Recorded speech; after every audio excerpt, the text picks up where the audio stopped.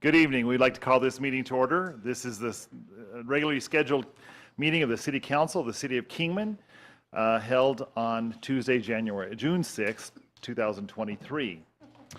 We will turn some time over to Donna. Yes, for roll call, please. Mayor Watkins. Here. Vice Mayor Samily. Here. Councilmember Pat. Present. Councilmember Savage. Here. Councilmember Scott Staley. Present. Councilmember Walker. Here. Councilmember Ward. Here. We have a quorum. Thank you, Donna. I appreciate that. Our invocation tonight will be given by Cameron McIntosh of Family Bible Church. I would ask all of us to stand for that and then remain standing for the Pledge of Allegiance, which will be led by Councilor Savage. Thank you, Council. And if I ask everyone, bow your heads out of reverence for the Lord God, not just you in front of me, but those behind me as well, as we pray. Father, we thank you for your divine providence in giving us the privilege to live here in Kingman, Arizona. And so we give thanks to you as our Creator for life, liberty, and the gospel message of your Son. We give thanks to you for watching over us when much of our nation has sought to expel you from our governments, our schools, the courts, and even your creation. Help us this day as decisions are made that affect all of us here in this room and outside this room. I pray you would open the eyes of those you have placed in authority and help them make wise and righteous decisions for the people of this town. I pray that you would guide them to the only true knowledge, your wisdom, found in the pages of Holy Scripture, and not the wisdom of the world that leads men to stray from your commandments and seek after selfish ambitions, ungodly ideals, and agendas that destroy people, family, and nations. I pray that you will cause conviction and repentance in the hearts of those that have raged against you and continue to seek destruction. I pray you also lead them to an understanding of their desperate need for a Savior.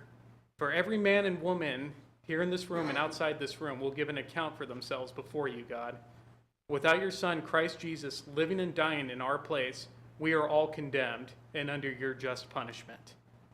Thank you for your only begotten Son, the Lord Jesus Christ, who died in the place of guilty sinners to satisfy your wrath against all idolatry and lawlessness.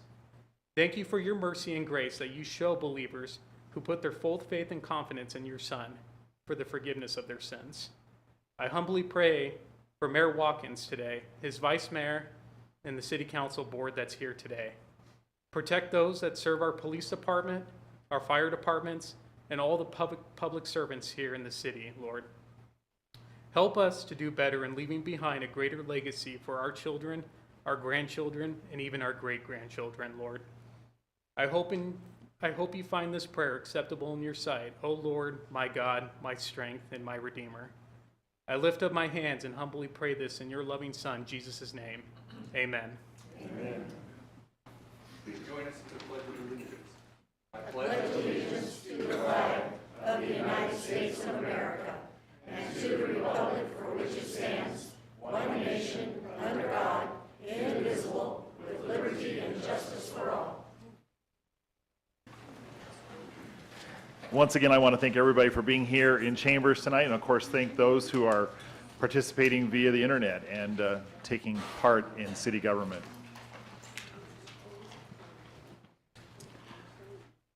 Item number 1, call to the public. I'm sorry, back up. The council may go into executive session for legal counsel in accordance with ARS 38-431-08A3 to discuss any agenda item. The following items may be discussed, considered, and decisions made relating thereto. Item number 1, call to the public. Those wishing to address the council should fill out request forms in advance. Comments from the public will be restricted to items not on the agenda, with the exception of those on the consent agenda. There will be no comments allowed that advertise for a particular person or group. Comments should be limited to no longer than 3 minutes. The council may not respond to speakers during the call to the public. The council may direct the city manager to study the matter or request that the matter be placed on a future agenda item. First, we have Ms. Linda Thompson. Call to the public? Yes, Ms. Thompson. If you could come forward and state your name, please, and address the council. Hello, my name is Linda Thompson. I'm a native of Kingman, lived here most of my life. Hold on, Linda, excuse me. Love the Can you pull the community. mic towards you a little bit, the microphone? There you go. Thank you. Certainly. I'm here tonight because I recently read that the council had approved a planning and zoning application for a car wash directly behind Walgreens drugstore on Airway Avenue. I have a few questions. First, I would like to request that this item be reviewed again for a number of reasons. Number one, Airway and Stockton Hill is the busiest intersection on Stockton Hill Road. At noontime, you have to wait for 3 lights to get through that intersection. I don't know if you took account of how many cars go through the car wash that's down the road, but it's in the hundreds every day. Also, directly across the street from this parcel is a forensic kidney dialysis unit. Catty-corner to this parcel is Mojave Mental Health Community Services that takes up a half a block. Directly beside that is the Northern Arizona Medical Associates. Across the street from the mental health is a heart institute, and adjacent to that is the Diane and Helen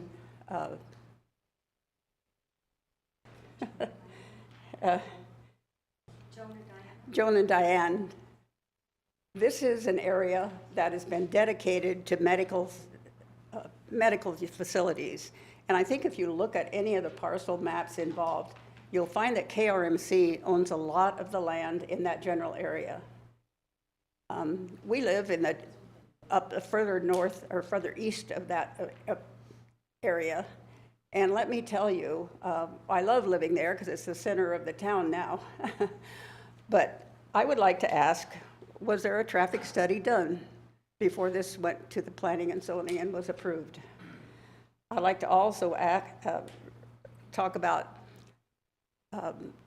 what is the city trying to do? Are we trying to put as much congestion within that block as we can? We have a number of fast foods there that they have no access to go from one to the other. They have to go back out onto Stockton Hill Road to go up and down. I'm just asking that I think this should be reviewed. This is a quiet area, and I think with the amount of medical facilities that are in there and the proximity to that heavy traffic area, that it deserves another look. And that parcel is still have a for sale on it. Thank you, Linda. Thank you. Randy Perry?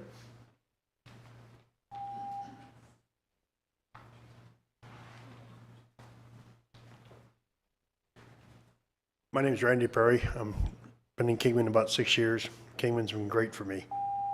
So, about the potholes, I read that the city is going to spend $38 million in the next 5 years resurfacing the streets.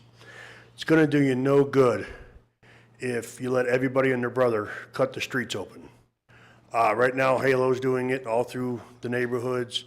The Water District has done it. They ran up Bank Street. Bank Street right now is basically considered, Keno from Bank to Stockton Hill is basically a one-lane road now because of all the potholes.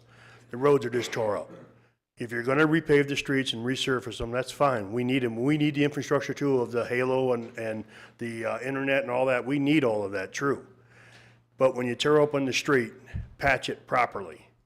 You're gonna resurface the street, then make them a no-cut street, or make it, you gotta pull a permit to cut into the street and have one company that knows how to patch them. Because right now, they patch them, and 2 days later you go by, and it's a pothole, and it sinks. And I know, you guys know, I'm not lying about that. It's terrible. So if you're gonna spend the $38 million fixing the streets, make it so it stays. If someone cuts open the street, maybe they gotta pull a permit, and you have 1 or 2 companies that go and fix them. But don't let everybody and their brother cut open the streets, and you go through Legacy right now, or any of the other subdivisions over there, and it's terrible. You know, I want to know, do I give the city my bill for my tires and my front end alignment? Because you cannot get tires to last more than 30,000 miles in this town because of the roads. The other item I had on there was your permit process. Since you've raised the rates on building in this town, I think you ought to do it to a tiered system. On residential, because it's slowing down the residential building, and you've already said it in your report that you're losing about 50% of your building in the next few years. It's because of the cost. If you did your permits, I think, in a 25 percentage points, like pay 25% when you pull the permit, another 25% when you get a shear inspection, or a 25% when you get a framing inspection, and you pay the last 25 before you get your final inspection or your C of O. I think that would, you know, help some of the builders, and you wouldn't have $10,000 tied up on just a house. I'm not talking about commercial, but residential. You have $10,000 tied up for 9 months now. That's what it takes to build a house in this town. So you have that tied up, and if you're gonna build 4 or 5 homes, that's, you know, you've got $50,000 tied up that you can't do anything with, and the city's just holding. So if you did it in a tiered thing, like a percentage, you know, of how much of the building is done, I think that would suffice. I think that would help your building. I think you'd get a lot more buildings permits pulled, and I think it would help the city. Thank you for your time. Have a good day. Thank you, Randy. Item number 2, consent agenda. All matters listed here are considered to be routine by the city council and will be enacted by one motion. There will be no separate discussion of these items. If discussion is desired, that item will be removed from the consent agenda and will be considered separately. Councilors, items A through, you got lots on there today. Yep, A through O. Are there any items that need to be pulled for further discussion? Mayor, I'd like to Yes. pull item H, please. Okay, item H is pulled, I'd like to pull O.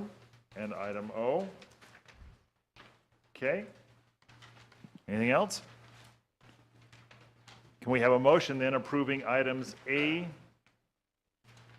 through O, with the exception of items H and O? So move. All those in favor say aye. Aye. Any opposed? Hearing none, motion carries. Okay, Vice Mayor, Councilor, or item H. Mayor, I pulled this item as I have a conflict of interest. My employer is mentioned in this item, so I will not be voting. Okay, Thank you. then can we have a motion to approve item H in the consent agenda? I'll make that motion. Do we have a second? I'll second. Thank you. All those in favor say aye. Aye. Any opposed? Motion carries. Item O. Councilor Staley. Yeah, I have some questions about this item that we had budgeted $75,000 and it's coming in at $135,000, quite a bit more. And I have some questions for you, Jack. Mr. Planty, good to see you. Good evening, Mayor, Council. As I'm looking through this and just make sure that I understand it, it appears that we have hired a general contractor to oversee this project. Is that correct? Yeah, we're utilizing our concrete JOC with the local vendor we have that's doing they'll be doing portions of the work, and then they'll have the masons working under them. Okay, so they are doing a part of the work. We're not just paying $15,000 for them to oversee the project? 'Cause that was Correct. one of my questions. Because there's other pieces to this, temporary fencing, coordination and things that are going to occur along with just actually laying up the masonry itself. So that's the work they'll be taking care of as well. I did notice that temporary fencing, and it's $13,000.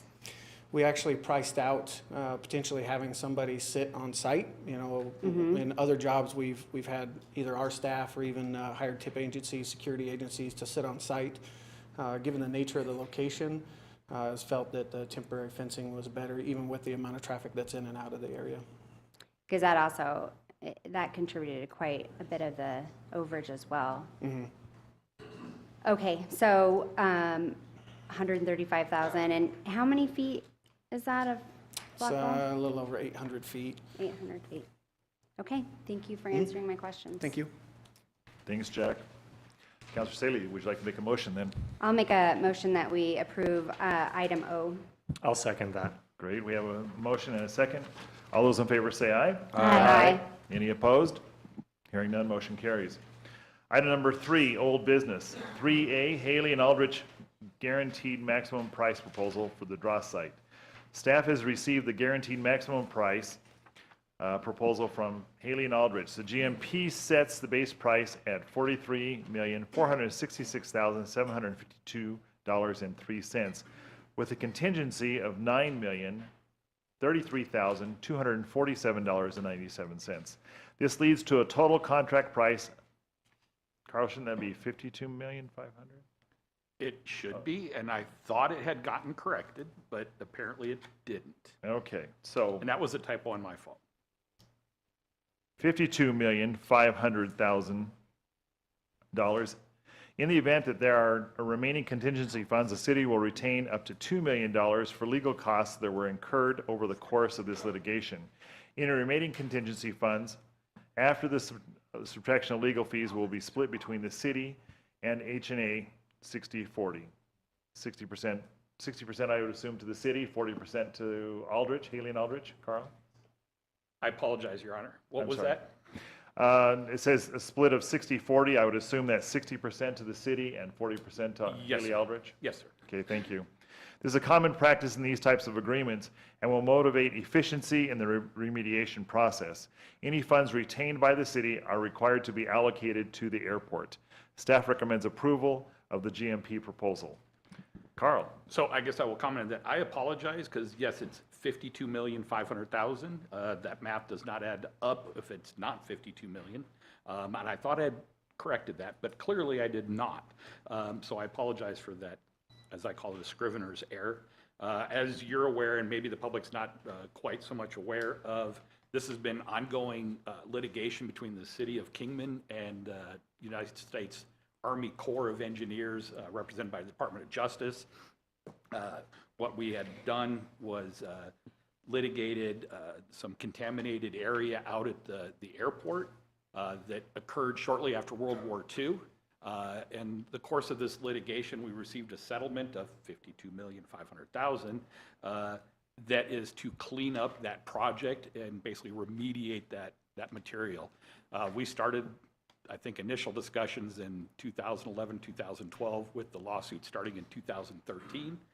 So we finally got our final order, which we're very happy with.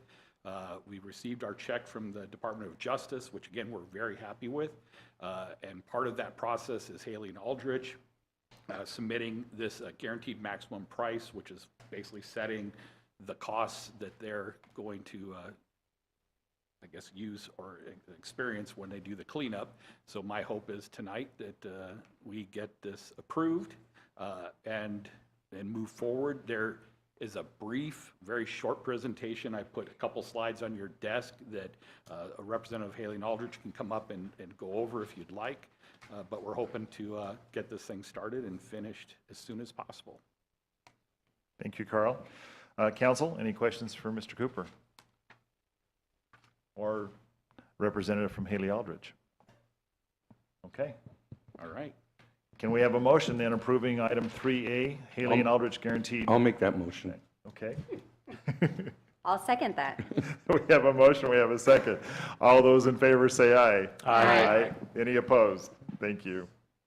Item 3B, public hearing and adoption of ordinance number 1949, modifying water base rates, volume rates, and capital renew fees.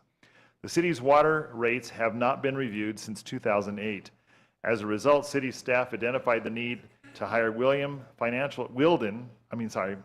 Financial Services to perform a water rate study in an effort to maintain target reserves at the levels necessary to fund ongoing operational and capital costs. The water rate study's results, options, and city staff's recommendations were presented to the council at a work session held on March 28, 2023, and a notice of intent was adopted by the council on April 4, 2023. The next step in the process is to hold a public hearing to consider modifying the water rates. Staff recommends council hold the public hearing and adopt ordinance number 1949, modifying the water base rates and volume rates and capital renewal fees. Do we, Manager Foggin, or is Ms. Tina gonna, Yeah, we have our representative And I know here as well, from so Weldon, so who's yep. going first? Tina. Tina?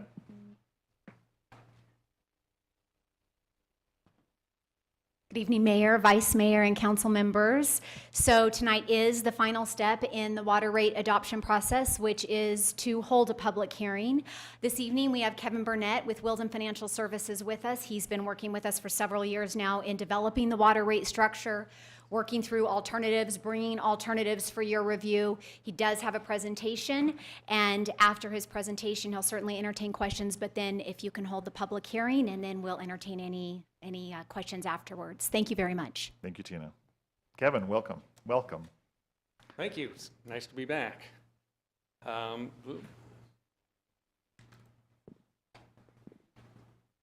we go. So it's going to be a very similar presentation to what we've provided before. Just giving you some more background on the rate study itself, and then some education for the public as well who might not have seen the prior presentations. So what we want to go through tonight is talk briefly about the purpose of the rate study, the summary of our proposed revenue increases, what the rates look like, and then give a bit of a comparison to some of your neighbors. So the overall purpose of the rate study was to make sure that you were generating the water revenue that you need in order to fund your operating expenses, both current and future, maintain the system, and then meet minimum reserve level requirements. So within the industry, on the water side, within the reserve level requirements, we're usually looking at about 45 to 90 days of operations and maintenance expenses. It's something that provides some assurance to the city. If we were living in a perfect world, the city would send out its water bills, it would collect the payment from the water bills, and then the city would have their bills that needed to get paid. So you would always get paid before you had to pay your bills. That's not the world that we live in, so we've got a mismatch between when revenues come in and when your expenses occur. So that's what this minimum reserve requirement is to make sure that you have some cash in the bank to be able to take care of your bills. So within the study itself, we looked at 45 days, so we're at the bottom end of the industry standard through 2026, and then we've increased that reserve target to 60 days to provide a little bit more comfort going forward.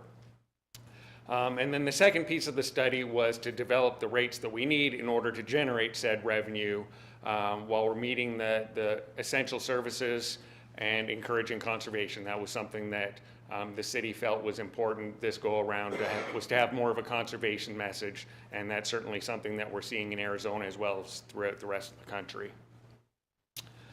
In terms of the rate study process itself, as Tina said, we've been working on this for a while now. So we worked very closely with staff to make sure that we understood what the operations and maintenance expense needs were, what the capital needs were going forward. So maintaining the system, it's always less expensive to be proactive in maintaining your system than it is to wait for a major main to break and then have to go in and fix it in a knee-jerk reaction. So we wanted to take a very proactive approach and try and be very thoughtful in the planning of maintaining the system. We refined the existing rate structure itself to better align with the city's goals and the way the customers have changed, and I'll get into that a little bit more in a minute. And then we looked at the cost of providing service to each customer. So a residential customer places different demand on a system than a hospital does, which places different demand on the system than an office building would. So we wanted to make sure that we aligned the rate so that each customer was paying their proportionate share of costs. One thing that I wanted to mention, and this is something that often people get hung up on, there's a difference between a revenue increase and a rate increase. So as we develop the financial plan, the revenue increase tells us how much more revenue do we need to generate on an annual basis to take care of our O&M costs, to take care of our capital costs, to maintain the system. The rate increase is what the end customer ends up paying. So whether they see their bill go from $1 to $2 or whatever it is, that's the rate increase, which isn't necessarily going to be the same as what the overall revenue need is that we're going to generate, and we'll see some examples of why those are going to be, or how those are going to be different. So as I said, it's been a while since the last study. The last study was done in 2008. So since 2008, customer usage patterns have changed. People are using more water, less water for different purposes now. So we wanted to make sure we realigned that in the current rate study. Since 2008, costs have increased fairly significantly, especially in the last couple of years. We've seen some pretty high inflation, the need to repair and maintain the system, again, that proactive approach, and then those targeted reserves levels, that walking around cash that I was talking about. So that's why we're needing to raise rates and revenue at this point in time. So this is what our proposed financial plan is for 24 through 2028. So you can see what the CPI adjustment is and then the additional revenue that we need to maintain the system. So we've got the total increase there between 2024 and 2028, so a little bit more front-ended, tailing off towards the back end. If you look at the chart on the bottom, so the dark blue bars, that represents what your target cash reserves are, and then the lighter blue bar is what your actual cash reserves are. So you can see as we move forward, even with the rate increase, the revenue increases that we're projecting, we're drawing down on that fund balance every year to take care of our operating costs, so that by the time we get out to 2028, we have that appropriate matching between what our reserves should be and what our actual reserves are. Similar story on the capital renewal fund. So this is where the bulk of the city's capital expenditures come from. So you can see what the actual reserves are, and then as we go forward, even with the revenue increases that we're projecting, that's being drawn down every year as we maintain the capital system, the water system going forward. This is a look at what the capital projects that we have anticipated through 2027. So we're looking at about $16.7 million worth of capital, water-related capital, through 2027, and that's to maintain and operate the system as efficiently as we can. Some recommended changes to the rate structure itself. So your current base charge right now, whether you're a 3/4 inch meter or a 3-inch meter, you're paying the same monthly base charge. And it's been that way for a while. The trend within the industry is to recognize the fact that it costs more to buy a 3-inch meter than it does a 3/4 inch meter. It costs more to maintain, to fix, repair that larger meter size. And there's also the greater ability to deliver water through the larger meter size. So the industry standard says that those with a larger meter should pay a higher base charge just because there are those increased costs associated with larger meters. So that's one of the recommendations that we've made for this study going forward. On the residential side, we're proposing to go from the current 3-tiered rate structure to a 4-tiered rate structure. We want to add a lifeline rate for the lower volume users to give them a little bit of a break on the essential water use, and then provide some conservation incentive as we move through the tiers there. On the commercial and irrigation, we're recommending a uniform rate structure. This again is also fairly common in the industry, just given the nature of the customers that you have within each of those classes. So you can imagine within the commercial customer class, you'll have a hospital that uses 2 million gallons of water a month, and you'll also have an office building that uses 4,000 gallons of water a month. We could try and develop a tiered rate structure, but if we're developing a tiered rate structure for that 4,000 gallon office, the hospital is going to blow through all those tiers and effectively have a uniform rate at the top tier. Same thing if we were to try and develop a tiered rate structure that fit the hospital at 2 million gallons, the office park is going to have an effective uniform rate structure because they would never get out of tier 1. Same thing on the irrigation side. We've got schools that are using 1.2 million gallons a month and hospitals using 17,000. So because of that discrepancy within the customer class itself, that's why we're recommending a uniform rate structure. And then the last bullet point here, so we conducted cost of service, as I touched base on, just to see how much does it cost to serve the residential class, how much does it cost to serve the irrigation class, so that each class is paying their proportionate share of costs. As we move forward into the monthly fixed charges, so again, that's your current, it's the fixed rate regardless of meter size. So we're proposing it to increase going forward based on the capacity of the meter. So the more water that can be discharged from that meter, the higher the base charge. We're also recommending that the base charge increase so that 45% of your overall revenue comes from that base charge. We wanted to get a little bit more of that revenue stability, if you will, the guaranteed revenue coming from that monthly base charge, just because we are at the bottom end at 45 days in terms of the industry standard for what our cash reserves are. So that's not to say that any of this is guaranteed, but base charges are more guaranteed than the volume rate, which can fluctuate based on customer usage and weather patterns and whatnot. So then here we have the usage rate. So this is going to be the flow rate. So the residential customers. So again, we're proposing to go from the current 3 tiers to the 4 tiers. You can see what the rates are footnoted at the bottom there for each of the customer classes. And then we've got the commercial, the irrigation, and then outside city customers as well. The capital renewal fee, so much like the monthly base charge that we looked at previously. So again, this is meter size base. It's currently a flat $3.75, regardless of whether you're a 5/8 inch meter or a 6-inch meter. So we're again proposing that increase based on the meter capacity, the greater demand that can be put on the system. You should be paying proportionately higher cost. Looking at some residential customer impacts here. So we've got 3 different profiles. We've got the low customer, the average customer, and the high customer. So again, you can see what their percentage difference is in their bill. So that's where the rate increase isn't necessarily the same as what the overall revenue increase is. What we can see here is because we're increasing that base charge, that monthly base charge, it has a higher impact on the lower volume users than it does on the high volume user at 25,000 gallons.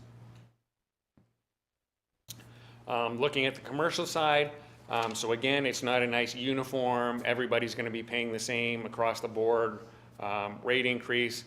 So we've got the hospital at the top there, their bill would go up by 28.9%, and then we've got a hotel at the bottom at 33.5, a school at 32.5. So again, based on their meter size and the amount of usage that they have every month, what their monthly bill is going to be a little bit different. The same thing with the irrigation customers. So different customer types, different usage allotments, different meter sizes, that's going to have an impact on what their overall bill is. But at the end of the day, even within these classes, so each customer class is paying their proportionate share. So even though all these irrigation customers that we have listed here are going to have a different rate increase for their specific bill, the class as a whole is going to be recuperating their costs to serve that particular class. And then in comparison to the neighbors, so this is something that we always get asked. It's something everybody wants to see. It's one of the hardest questions for us to be able to address, just because what you're seeing here does not provide the apples to apples comparisons. So we got Lake Havasu at the bottom. They're working on a rate study right now, probably towards the end of this year. They'll have new rates in place, so their bill will be going up. Bullhead City as well, they're going through a rate study right now. Theirs is going to be going up. So as a point of comparison for apples to apples, Bullhead City recently purchased a private water system. The standards for a private water system are very different from the standards for a public water system. You don't have to maintain them to the same standards. So in this case, we're trying to compare a formerly private water system with a public system with very different standards. So this does not provide a true representation of the service that's being provided in each of these communities. At the end of the day, the rates that we're proposing for Kingman is what Kingman residents, what Kingman businesses will be paying. It reflects the service being provided here in Kingman, but we wanted to provide a little bit of context for where you do rate compared to your neighbors, since that's often a question that we get asked. We did look at some alternatives for consideration. So what we looked at before were our recommended options. So we're recommending to go to the full cost of service approach right now to make sure that everybody's paying their proportionate share, everybody's on the same footing. This is a phase-in approach here where we would say we would get to cost of service, but we won't get there overnight. We're going to get there by 2028. So in this case, you're going to have some interclass subsidization while we get to cost of service over time, as opposed to each class paying their proportionate share today in our recommended option. So you can see what our volume rates are there. And then on the commercial and irrigation class, even though I said it's incredibly difficult for us to develop a tiered rate structure for commercial and irrigation, we took a stab at it anyways. So this was an approach that we tried to take. So looking at the commercial class there, the 0 to 22,000 gallons, 22,000 gallons a month represented winter use. That's usually how we develop the breaks for the residential class, is we have a tier break at the winter use and then a tier break at summertime use. So that was the approach we took here. But as I said in my example, that 4,000 gallon office, they're going to be in tier 1 the entire time. That 1.2 million gallon hospital is going to be all the way through tier 2 within the first week of the month. So effectively, it would still be a uniform rate structure for them, even though we did develop tiers. So then this is looking at the customer impacts. So we've got the current, again, for residential customers, the proposed or our recommended approach, and then what the bill would be under the phase-in. So under the phase-in, residential would be a little bit higher than under our recommended approach. And then on the commercial side, because we're getting more from the residential class under the phased-in approach, the commercial and irrigation customers are going to see a subsidy under the phased-in approach, as opposed to the recommended cost of service approach. And then they would balance out by 2028. So with that, that's the end of the formal presentation. So with council approval tonight, the new rates would go into effect July 6th, and I'm happy to address any questions. Any questions for Mr. Burnett? Mayor Watkins, if I may. Counselor? Mr. Burnett, Yes. you mentioned that the last rate study was in 2008, is that right? Correct. What is the typical like industry standard to conduct a water rate study? Is it every 2 years, 5 years? Is it annually? So the recommendation that we have, and the one that we've made to staff, is that they should look at the financial plan annually.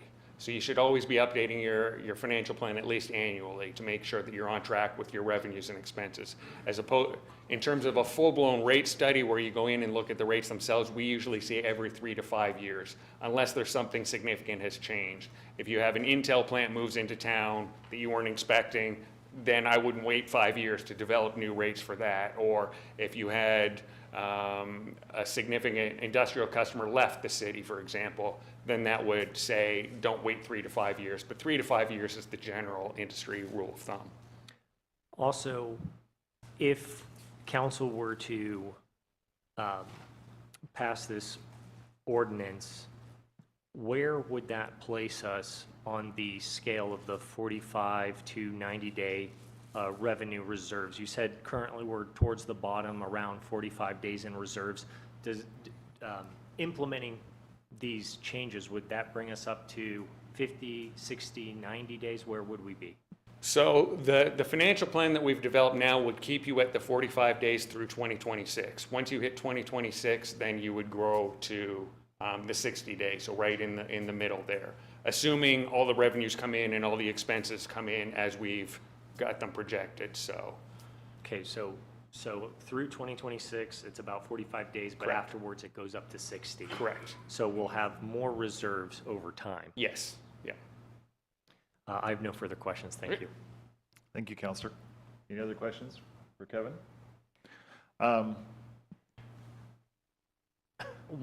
Kevin, remind us too, if I remember right, actually it was a decrease back in 2013.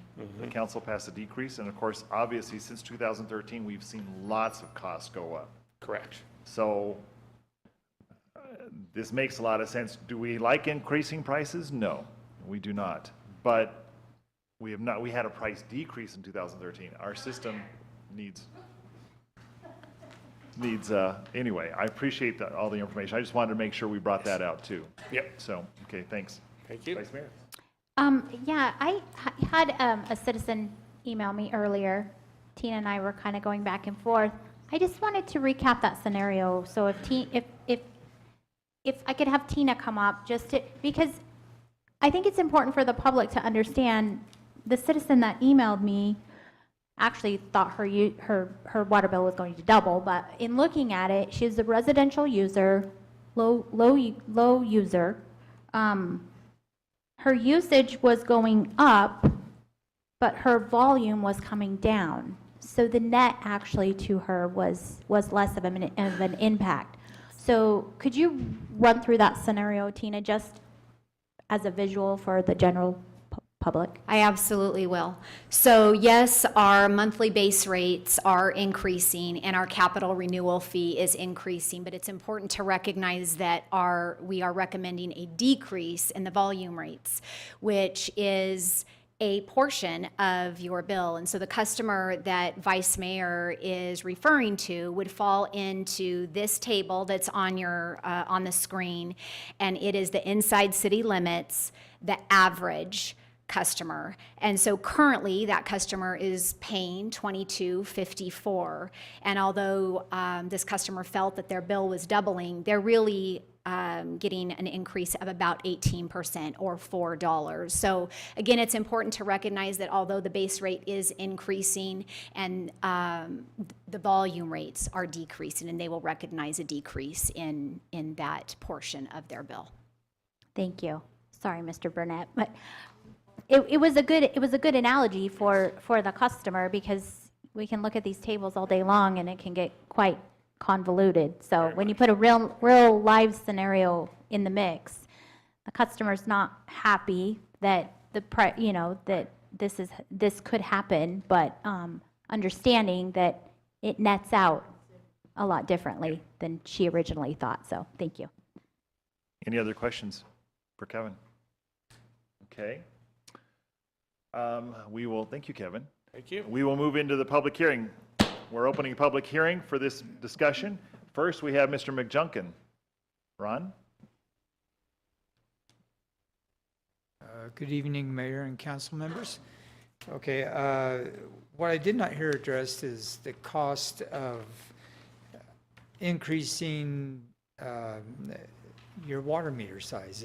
If I was to increase to a larger water meter, I don't know if that would cost more, but that's one thing that would be very costly. It has been in the past. It's gone down recently. I hope they're not planning to raise the rates of that. It makes growth for businesses a little bit difficult to pay the higher rates. Tying into sewer, tying into larger water meters is pretty difficult for a small business like mine. So I'd just like to see if there's anybody that could address what the rates would be to increase meter sizes or sewer tie-in. That's it. Thank you, Ron. Mr. Foggin, any response to that? We'll probably just wait till public comments You wanna done, do all that? and then we'll do our best to answer those questions. I will say that this has nothing to do with sewer rates or sewer connections. Right, it doesn't, but yeah, okay, that's what we'll do. Ms. Jeanette Duran?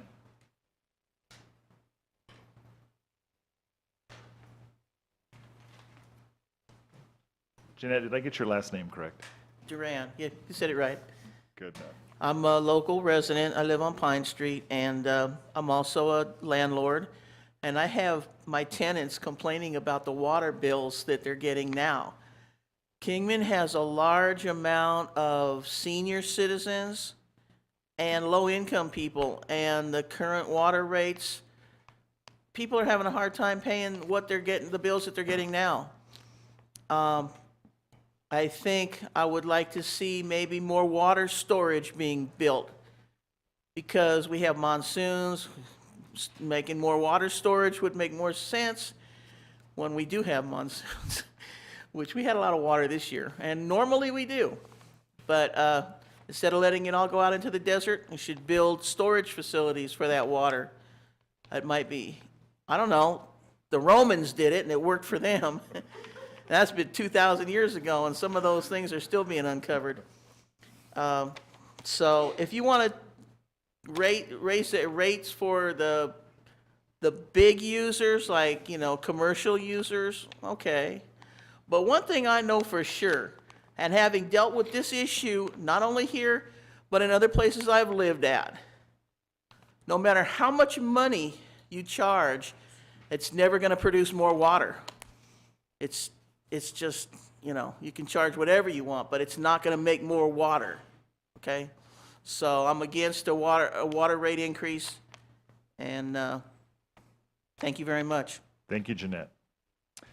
Linda Thompson.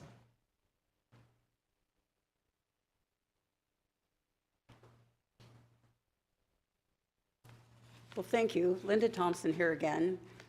I was a water manager in California for several years, and although I believe in good accountancy, and I know Tina very well, Yeah, be sure to speak into the mic, Linda. I please. know Tina very well, and I know she's a very astute accountant. I think the council has to look at a few things other than the beans and the zeros on the end of it. Number one, I saw in your agenda, it says you will hold a public hearing and adopt the ordinance. I don't think this is a public enough hearing. I think these rates have to be published, and I think the hearing has to be announced so that people can see exactly what's going on. And then the council should hear from them, because I think you're going to have a lot of input. Number one, as a manager, I can tell you that the meter size has a huge amount to do with the potential of volumes of water being used. You cannot have a 6-inch meter being charged the same every month as a 3/4-inch meter, because the potential for that guy sucking a whole bunch of water out of your tanks is tremendous. Number two, doubling the basic charges for a residential user, as this lady here implied, is going to be a tremendous impact on our senior citizens here. I think your hearing needs to be a much more public thing and not part of a regular meeting. I think you need to open it up and let people. One thing that I just stood out to me was the schools, the cost of schools. You have to make some allowances for our schools. They're under the gun financially all the time, and our schools and these things have to be taken into consideration. It's not just nickels and dimes. We have to look at our community as a whole. I would love to help the council in any way I can, but I think there's a lot more that needs to be discussed and observed by the citizens of Kingman before you vote on this, and I think it needs to be made much more public than it has been. Thank you. Thank you, Linda. Is there anybody else that would like to address this matter? My name is Ron Tanner. I've been in Kingman since 2004. I listened to this guy, and it sounded kind of like Kamala Harris, just a lot of stuff. One of the things that should have happened is you guys should have made it real clear to the citizens what the rates would increase to. This is kind of nutty. I mean, I'm looking at this stuff, and I'm a retired programmer, so this is, not that, shouldn't be that complicated. But the thing is, the citizens, and I talked to a lot of them, they don't understand how much their rates are going to increase. And if this rate goes through, it's going to be a lot of people that are extremely unhappy with this council. And so I just want to say that I'm against this, and maybe we should look at another approach. I agree with the idea of having another public hearing. This is, because I talked to a lot of people, and they didn't even know about this tonight. A lot of people don't look at their bills and stuff like that. Because to me, there should be a whole lot more people here than it is. So I think that you guys need to really reconsider this, and you guys need to really, like we did with the INA thing. That place was packed. So I think you guys need to consider this, because there's a lot of unhappy people, and unhappy people vote. Remember that. Thank you. Thank you. Is there anybody else that'd like to comment on this? Yes, sir. I always hear about increases all the time. Please state your Okay. name and. John Holden. I always hear about increases all the time. Has anybody ever tried to look and see where the efficiency could be improved, and maybe they can cut some of the fat? But every time, it's so much easier to just raise the rates than fix all the fat problems. Because I have a feeling you could probably save some money if you went and did some inventory. Not necessarily fire everybody, but look and see what kind of equipment you have. Maybe you could get rid of some equipment you don't need. I never hear anybody talk about that, ever. So maybe that'd be a thing to do before you raise the rates, or maybe you can only raise them just a little bit, not so much. But I'll bet you 10 to 1, if you did an inventory, you can find you can cut quite a bit. It happens everywhere. We all are inefficient, and then you look back and you realize, I don't need this. So just a thought. Thank you for your comment. Janet Wilson. Janet Wilson, Kingman resident since 2017, coming in from the great state of dry California. Unfortunately, the water rates here are really low compared to other states and other locations. When you raise the rates, it makes people conserve. Because if you can't afford the water, you don't drink the water. You don't use as much as you did before. I think the city needs to raise the rates because I know it would help conservation. We're in a water deficit, and we really, really do need to look at it. The city of Kingman needs to look at their watering system. We sat out here for the National Day of Prayer, and we had to come into the city to get the water shut off. It was running down the street, and every bush was flooded. So when you look at those kind of things, people will fix sprinklers, people will turn off their hoses, people will stop letting the water for their pools overflow. I think Kingman really does need the water rate increase. I'm not about spending more money in inflation time, but I think we really should consider raising the rates. Thank you, Janet. Any other comments? Yes, well, actually, if you're going to comment, you have to come up. Oh, I'm sorry, you've already said your. I'm just going to say. We can't, I'm sorry. They didn't have water meters when I moved there in 1985, and they didn't have them until 1995. Sir?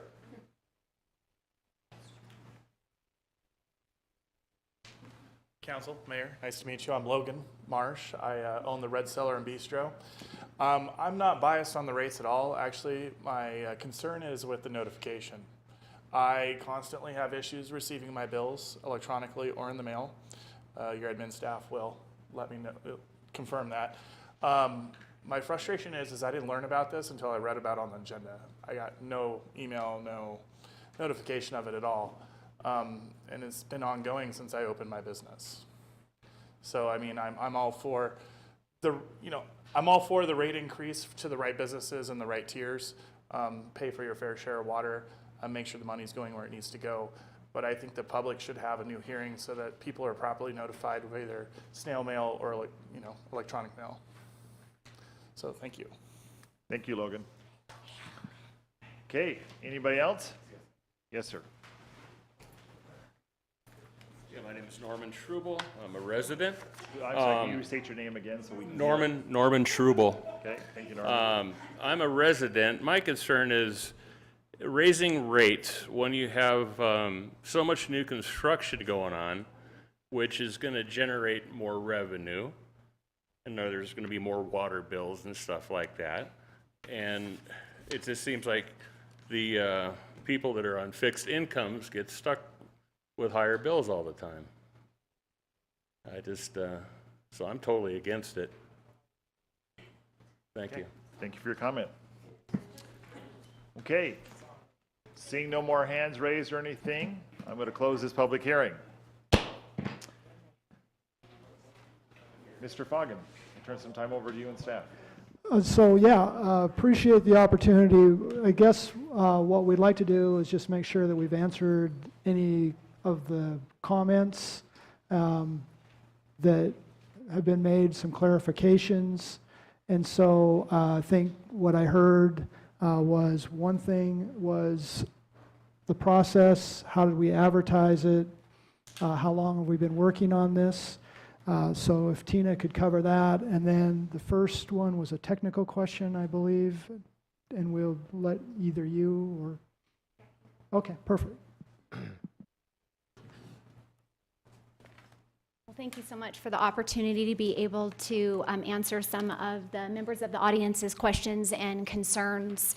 One of the first questions that was brought up by, I believe, Mr. McJunkin was that he was wondering about the capacity fees, or what we call capacity fees. So when you purchase a meter and increasing the capacity of the system, these rates do not affect the capacity fees.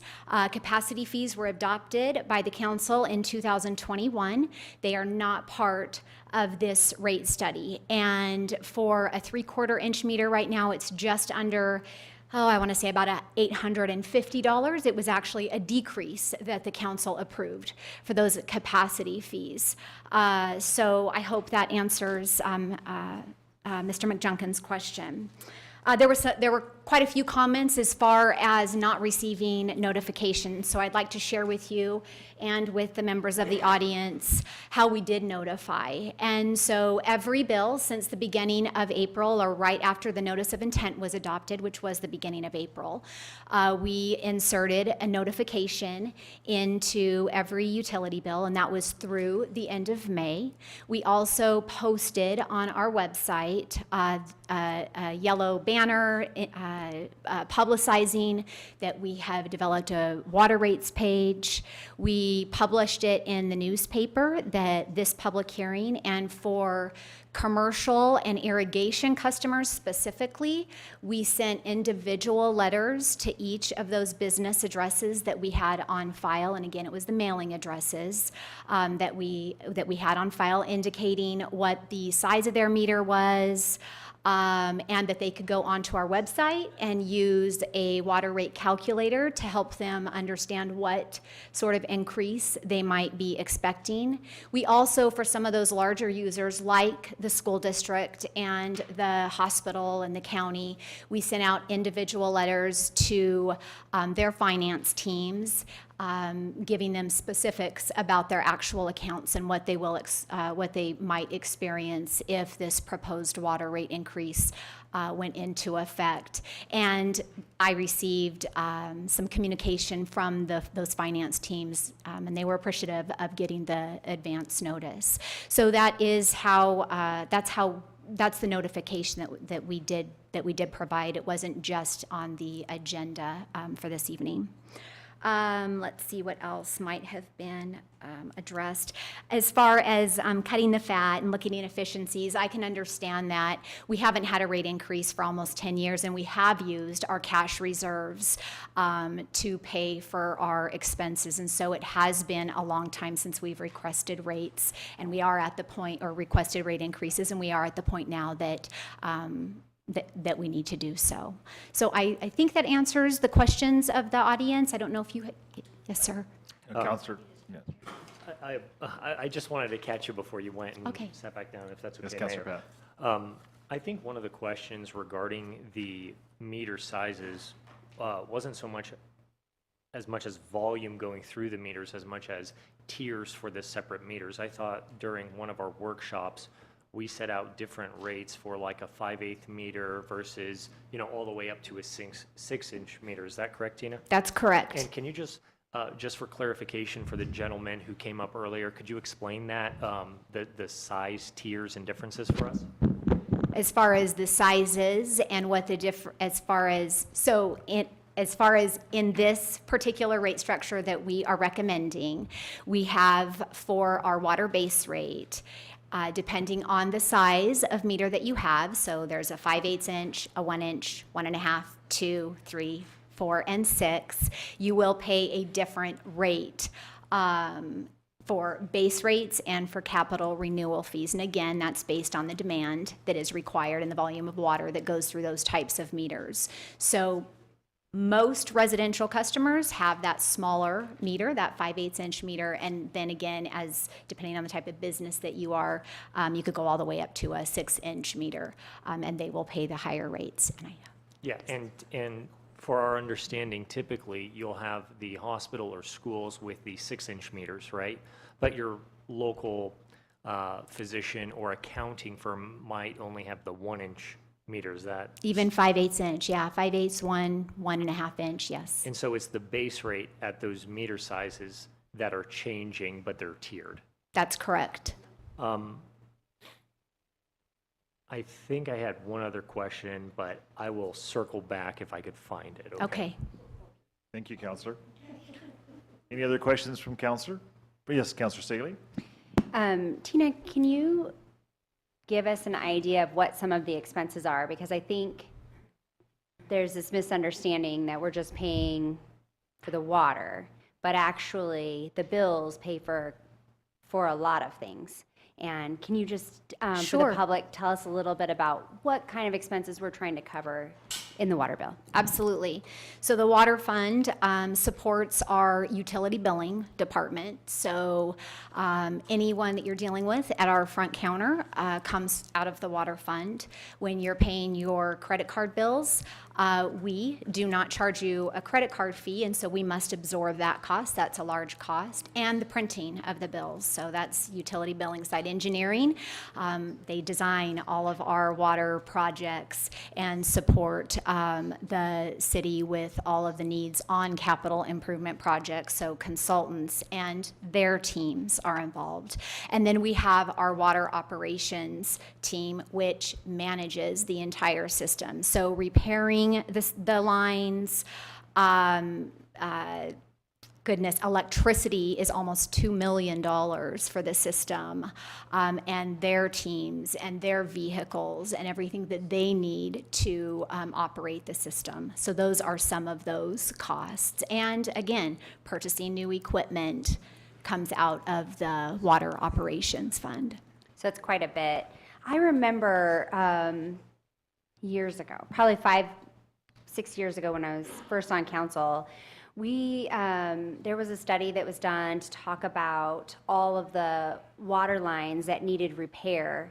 And I want to say it was like $73 million of needed repairs that many years ago, which we did not have the money to go out and do. We're just fixing them on a needs basis. So this bill also covers those expenses, doesn't it?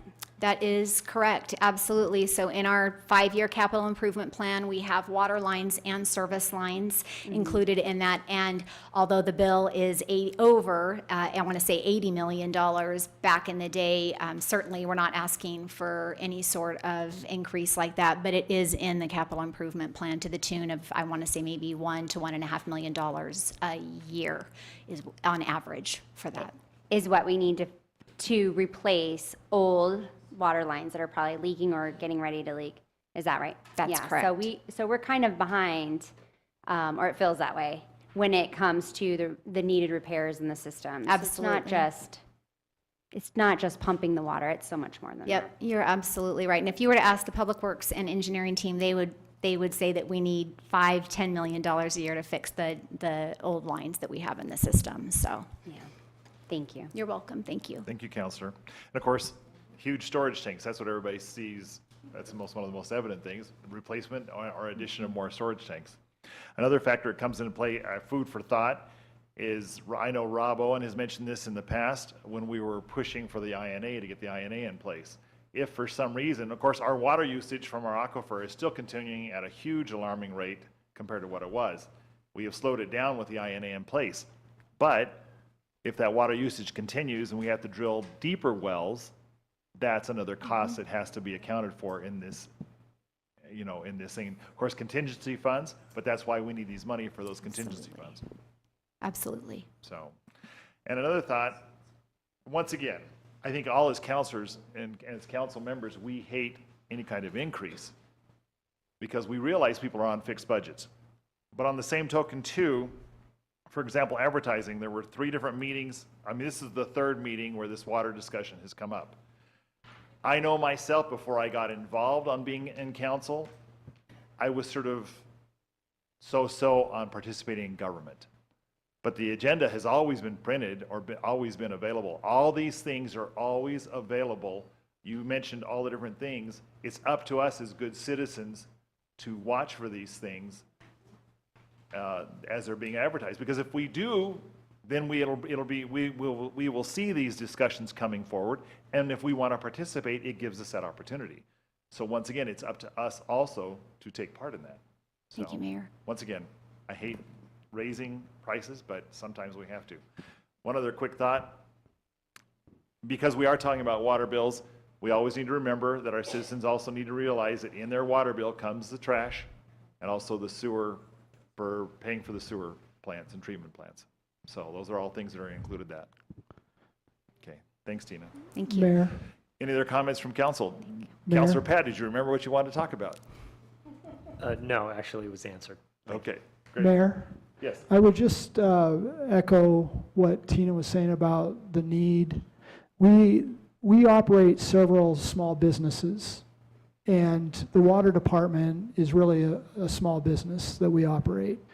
Over the last couple of years, we've actually been operating that business on reserves. And without this rate increase, we will basically bankrupt the water business in a couple of years because all reserves will have been used. And so I just think that's a good reminder that we have been really trying to get to that point with the rates that we've been living under since the last rate study in 2008, with a decrease in those rates in 2013. And for the average user at 6,000 gallons a month to only experience a $4 increase over that length of time is really an effort that we made to keep this increase from being as much larger than it really could have been, because of Councilor Staley's point to the capital project needs. And moving forward, the question was asked about how often are you supposed to be looking at rates? And the answer to that is at least 5 years. In Kingman's case for water, it will definitely be 3 to 5 years, because to be able to keep up with the water system and keep it, the worst thing that happens is our citizens don't think about water, clean water, until they turn the tap and nothing comes out. And so we are trying to be as fiscally responsible as we possibly can be with this. We're not asking for a huge increase, and after more than 10 years of living with low water rates, we've done the very best that we can to propose a rate that is affordable and will get us through the next few years. Thank you, Manager Foggin. And Mayor Watkins, may I follow up and inquire? Yes. Manager Foggin, you just mentioned that if these rates don't go into place, it'll essentially bankrupt the water system, correct? Correct. And what we have to realize is that these water rates and base rates, they pay for our wells, our pumps, our repair lines, our service trucks, our engineers to go out and fix all of the problems when problems arise in our water system. They also go to our capital, like storage tanks. And if the money's not there, the individuals who get called upon to fix these problems when they arise will not rise to the call. People work for money. They don't work for free.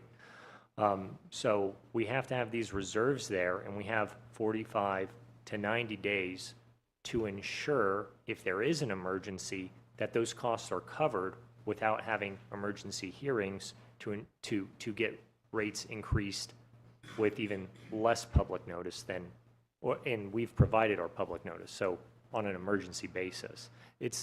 I agree with Mayor Watkins completely.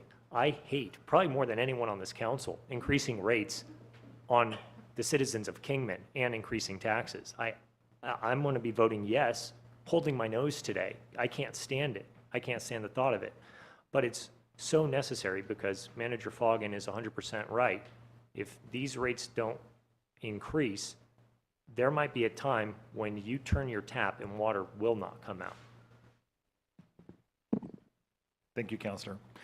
And echoing all that, we have heard different reports from across the country of cities where their water systems have failed because of one problem or another. So I think we have a pretty good line on managing our water system, and I appreciate, Tina, your participation in this and everybody with the city that is doing that.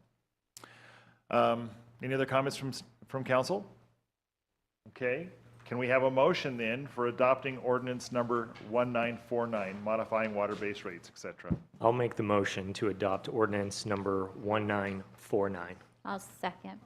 We have a motion and a second. All those in favor say aye. Aye. Any opposed? Motion carries. Thanks again for everybody for participating in discussion of that. Item number 4, new business. 4A, public hearing and consideration of ordinance number 1951, rezoning property located at 2307 Stockton Hill Road from commercial neighborhood convenience C1 to commercial community business C2. Tom Connor, applicant, and Desert de Oro Foods, property owner, have requested to rezone certain property from commercial neighborhood commercial C1 to commercial community business C2. The City of Kingman Planning and Zoning Commission held a public hearing on May 9th, 2023, and approved by a 7-0 vote a motion to recommend approval of the requested rezoning. Staff recommends approval.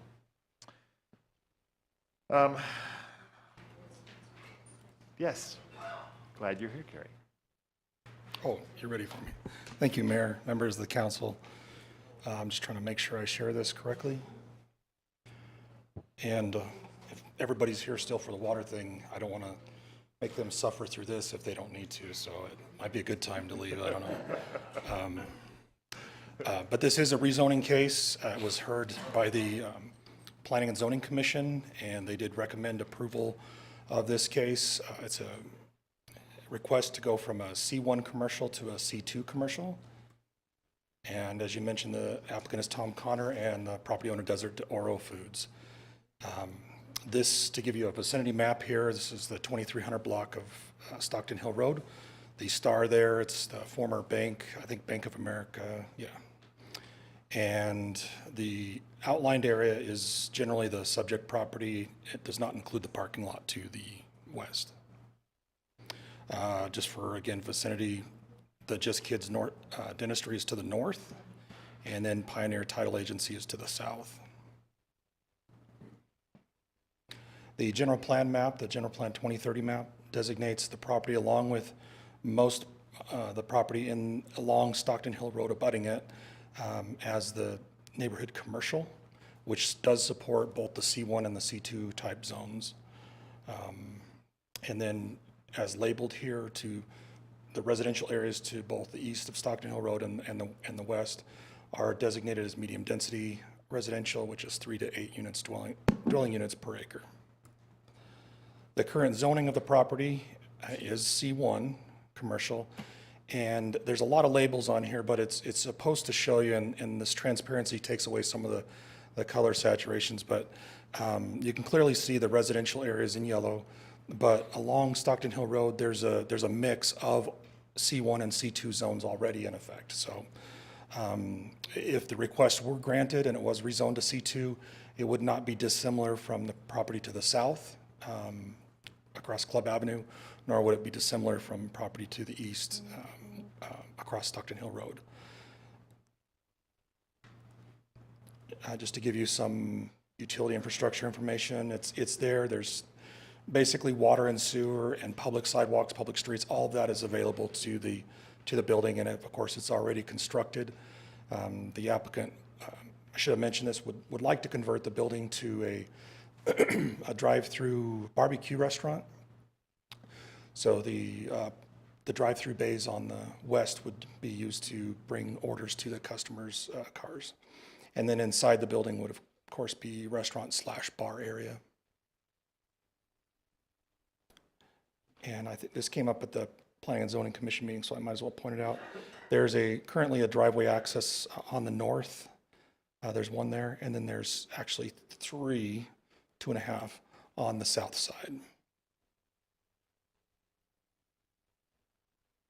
Public notification, as with all rezonings, the applicant did do the neighborhood involvement or participation meetings which required them to reach out to participants or property owners within 300 feet, hold their own neighborhood meetings with them, and then submit that with their application for rezone. They did that. And then we also, as part of the state requirements, we did public notification to property owners within 300 feet. We did post the site with 2 public notice signs, and we also posted in the newspaper, and no comments have been received regarding this request at this point. There's been no objections received from any departments or agencies. And I would, just based on previous information I've heard at this meeting, we now have included ALLO on those notification things that we send out to, all the different agencies. So I want to make sure everybody's included. Here's some site photos. You've probably driven by this a million times, so I won't dwell on this. There's the subject property, a very nice looking building there. That's looking northwest. And these are from Stockton Hill Road, looking southwest. There's the drive-through bays that I mentioned. So food, I don't believe food would be brought through little containers, little barbecue sandwich. I don't know. I believe it's just service, bringing out the food to the patrons. So there's the posted sign there. There's the bays again. This is looking towards Stockton Hill Road. The citizen review process, I mentioned that. For that meeting, there were a couple questions from the neighbors, and they wanted to know what were the proposed hours of operation.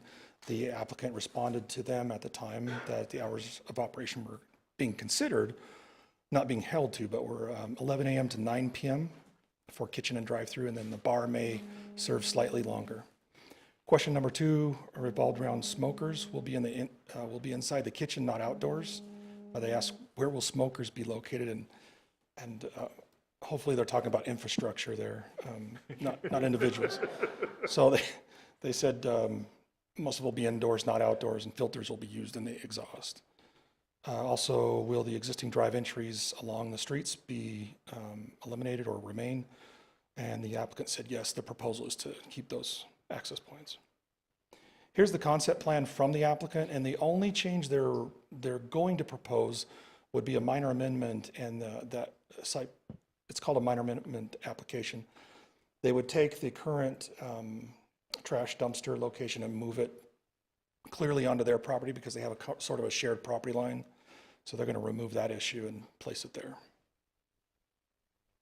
The analysis for a rezoning, we look at if the proposed amendment would be consistent and conforms to the goals of the general plan and any specific neighborhood plans or anything like that. And the neighborhood commercial designation on the general plan map does support the C2 zoning as well, the C1 and the C2 zoning as well. The proposed amendment will not be detrimental. This is another part of the analysis to the public interest, health, convenience, welfare, and will add to the public good as described in the general plan. As mentioned, the C2 is consistent with the general plan. The zone change will allow for the adaptive reuse of an existing bank as a restaurant with a bar. Reuse of existing buildings should be always should be encouraged to use that existing infrastructure, such as the water, sewer, and streets. Reuse prevents buildings from being abandoned, which you can often see if it doesn't quite fit the use for another user, it'll go in disrepair and become a blighted area and an eyesore to the neighborhood. So this will allow that reuse, which is good for the neighborhoods and the aesthetics along Stockton Hill Road as well. It also lessens the impact on natural resources and that new construction may have.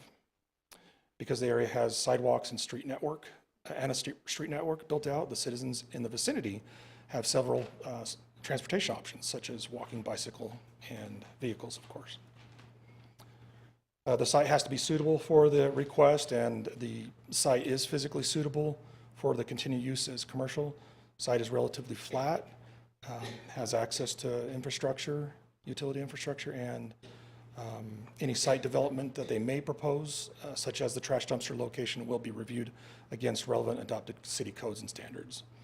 The recommendation, we took this to the Planning and Zoning Commission, as I mentioned, They recommended 7-0 to the council to approve this request, and staff supports that, of course, and stand for any questions. Thank you. Questions from council for Gary? I know when you were saying that, I said, I was thinking, who doesn't love the smell of a good barbecue smoker? Anyway, I can understand that. What's interesting too is this location. Of course, there's a light right there, a traffic light. Across the street to the east, there used to be one lot in, an Italian food restaurant when we first moved here, that had a bar, and it was pretty good Italian food. I lived in that neighborhood, so anyway, so I think this is very fitting for this. And it's using a building that's been sitting empty now for a while. I should have mentioned, and the critical piece to this is that the zoning does not allow for, in the C1 zone, a drive-through restaurant, nor does it allow for a bar, amongst other uses that may be disallowed. So in this case, that would allow that component of the bar as well as the drive-through. Though it's an existing drive-through, it's a drive-through that's grandfathered for a bank-type business, not restaurant use. So they're separated in the zoning code. So that's mainly why they're here. Okay. Thank you. No questions in, and so let's open a public hearing on this, discussion on this rezoning. Is there anybody in chambers that would like to comment on this or have a question for it? Okay, hearing none, we will close the hearing. Council, any more discussion? Councilor Mayor. Staley, you're good? Mayor, all this talk about a barbecue, I'm getting hungry. I agree, Councilor. Hungry for a vote. I agree. Okay. With no other comments or questions in, can we have a motion I'll make that. for ordinance number 1951? I'll make that motion. I'll gladly second. All those in favor, say aye. Aye. Any opposed? Motion carries. Item 4B, public hearing and consideration of encroachment permit application for north shoulder of Topeka Street between 4th and 5th Street, ENG 23-0055.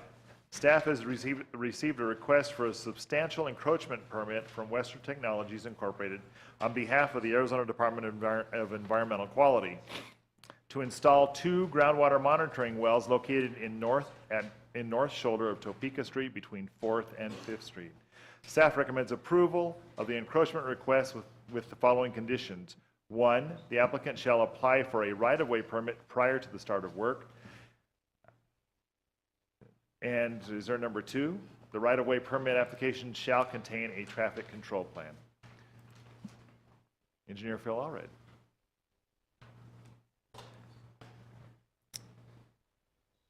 Good evening again. I won't belabor by repeating everything that's said. This is a request by the Arizona Department of Environmental Quality to install 2 monitoring wells near our Santa Fe well off of Topeka Street.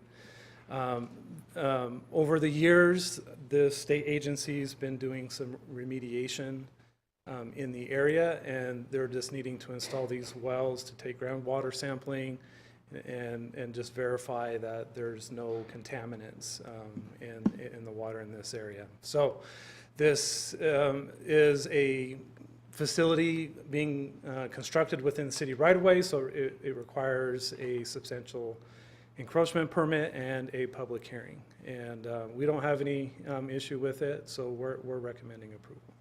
Okay. Thank you, Mr. Allred. Questions for Phil from council? Oh, yes, Mr. Savage.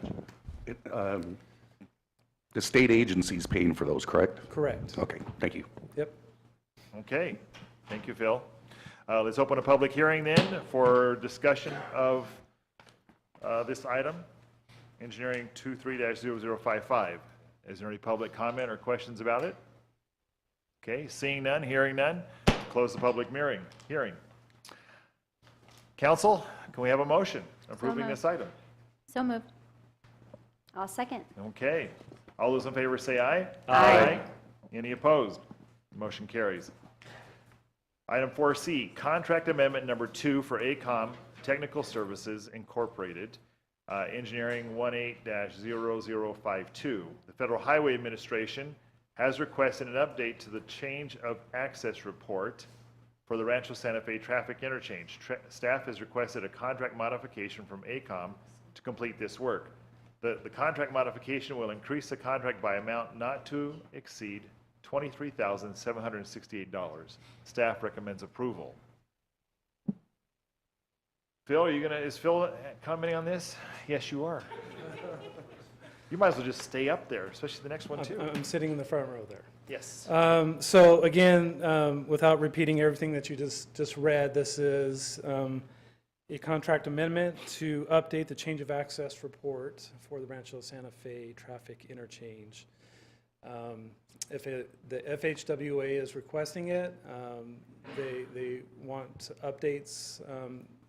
If it's been more than 3 years, they ask us to update it. So the consultant is estimating about 2 to 3 weeks for them to complete the work.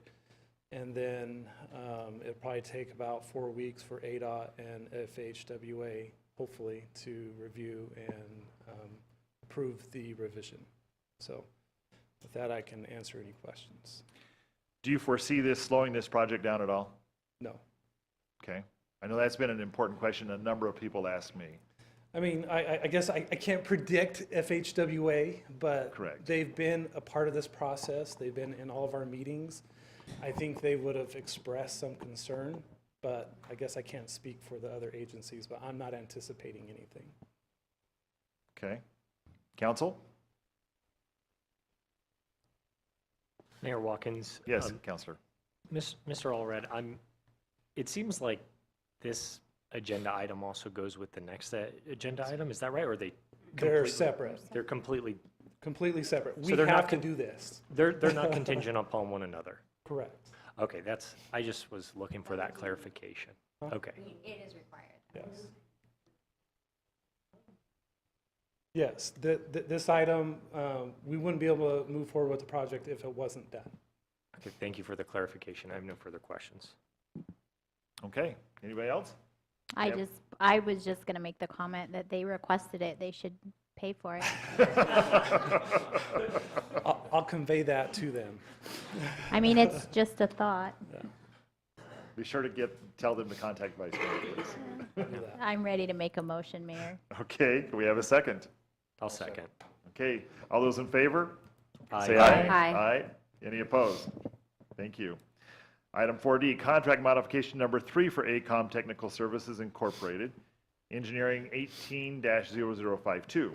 Recent discussions with ADOT and AECOM Technical Services have resulted in a proposal to reduce the overall construction cost for the Rancho Santa Fe traffic interchange. The proposal is to modify the bridge design from a single span bridge to a 2-span bridge. Overall, AECOM estimates that the construction cost can reduce by approximately $3 million. This modification would not change the design capacity of the roadway under the bridge. Staff has requested a contract modification from AECOM to complete the redesign. The contract modification will increase the contract by amount not to exceed $455,143. AECOM estimates the redesign will take 3 to 4 months to complete to the 95% level. Staff recommends approval. Mr. Allred. So again, this is a contract amendment to redesign the bridge that it's estimated to save about $3 million on the project cost. A brief history on the bridge design. When this project was originally done, the bridge was designed by the ADOT Bridge Group. It was not designed by AECOM. AECOM did all the other design except for the bridge. The original reason for the single span bridge was primarily, my understanding, I wasn't here when that happened, but it's primarily for aesthetic reasons. It would match the other interchanges, and it was viewed that the column in the middle wouldn't be as desirable. So But I would note that with the addition of the Kingman Crossing interchange, the bridge design that they're doing right now is a two-span bridge with a column in the middle. And they're doing it primarily for cost-saving reasons. So in terms of the major changes for this design, I've got some pictures, and I don't know, it's probably hard to see, but this is an elevation view of what a single span bridge is. I mean, that's exactly what it is. There's no column in the middle or anything. The big difference with this is this other picture down here. So you'll see that basically it's what we call a cast-in-place box girder bridge. It's big, it's beefy, it's tall, and it requires a lot of concrete, rebar, and everything else. And so what the proposed change is to do something more like this. And these numbers and everything, I just pulled this off of a different set of plans. This is not it's not exactly what it's going to look like for the Rancho Santa Fe, but you'll notice that there's going to be a center pier. And then the big difference is that the structural members are a lot smaller. And some of them, we can probably even get them precast, so it would add some simplicity to the construction process. The engineer so basically it's a much smaller cross section that has to get constructed. The engineer is estimating that we can eliminate 4.5 feet of excavation, which is about 102,000 cubic yards of dirt. That's a lot of dirt. And so that results in a significant amount of savings on the project. And that'll be for the road going underneath and also for the ramps approaching the intersection.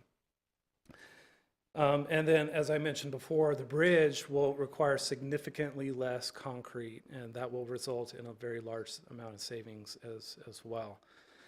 The current single-span bridge has room enough.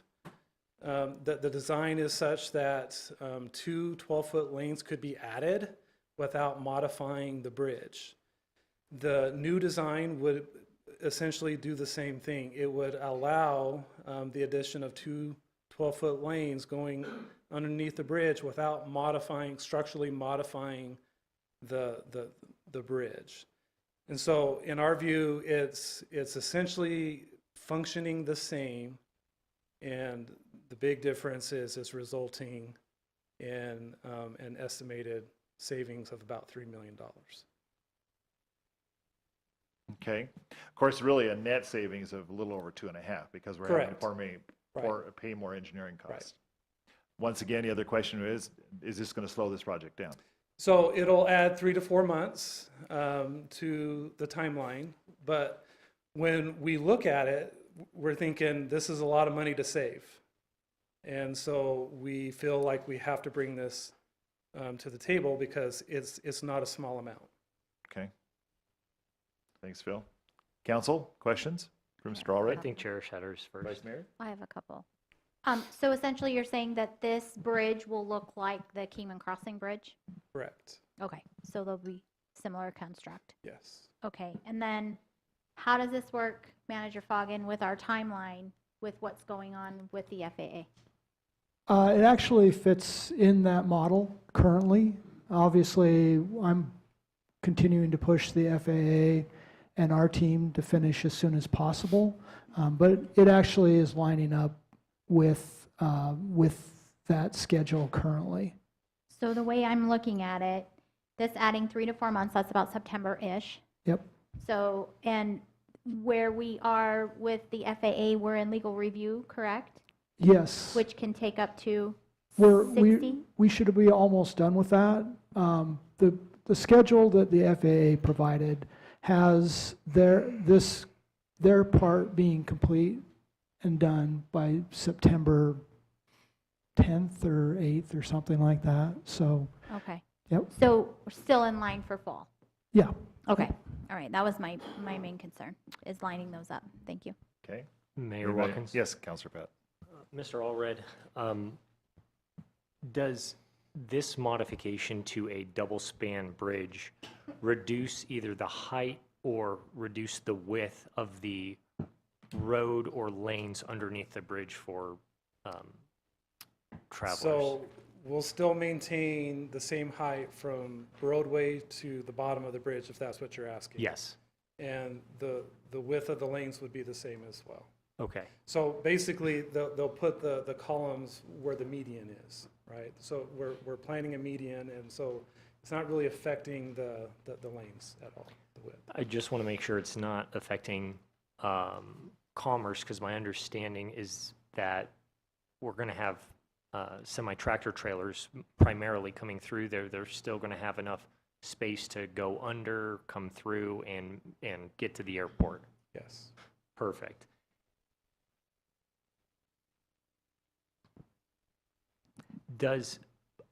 So I believe it was mentioned that this process doesn't necessarily or this change to a double span doesn't expedite the process. It might cause a 3 to 4 month delay.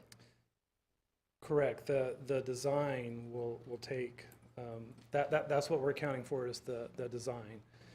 In practice, when it's constructed, my thinking is it'll help the contractor do it a little bit quicker down the road. So down the road, it might be quicker, but do these modifications to the double span bridge help us comply with the FAA requirements, or it has nothing to do with FAA requirements? Nothing to do with FAA. It won't affect it. Okay. Thank you. I have no other questions. Thanks, Counselor. Okay, I see no other, yes, Counselor Saley. Sorry. Okay, so first, it's my understanding that with the new funding, the way the state has changed the funding, and we are getting a check, that we would be able to start construction now. We do not have to wait for FAA anymore, because we could break it up into 2 parts, start construction on the bridge, and wait for the FAA to get caught up to do the roads. Is that correct? So that is correct. We're not actually waiting for the FAA, because that's in phase 2 and this is phase 1. Right.